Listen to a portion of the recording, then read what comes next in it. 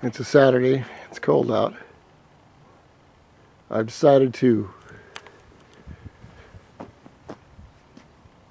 make a speed run. I'm going to put my plastics on and see how well she works and just go up and down the street. I've taken a 30mm carb, and what I'm doing with it is I'm trying to get it to work perfect so I can see how much this engine will really put out. And when I'm sure that it will put out the horsepower that I want, then I'll switch to 33 Sedco. And I also will switch to the electronic ignition that I have. So it's a nice day out. It's almost noon. It's colder than hell. It's about 40 degrees, and it's not good for these little bikes, but I'm just going to run it up and down the street. And I got my new well, just my plastics. They're not new, but I'm going to put them on, put the seat on, and see what happens. I adjusted the needle jet up on the carb to a couple of notches where it's got 5 notches. I'm probably 1 notch lower than standard, which will give me a little bit more fuel. Raises the jet needle.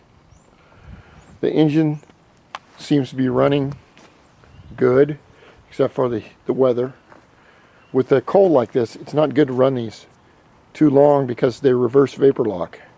It means they don't get too hot, but with the air, cold air coming into that little tiny spigot on the carburetor, that causes the wind chill to really lower the air, so it can't work correctly.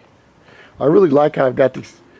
I put these mirrors on like this just to put it away, and it looks like a pissed off cat. So I'm going to put it together, and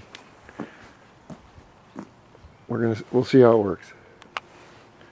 That's the latest DIO that I've done for 2018. A few days it'll be 2019. I know my radiator isn't in there perfect, but I'll fix that in the fine-tuning phase.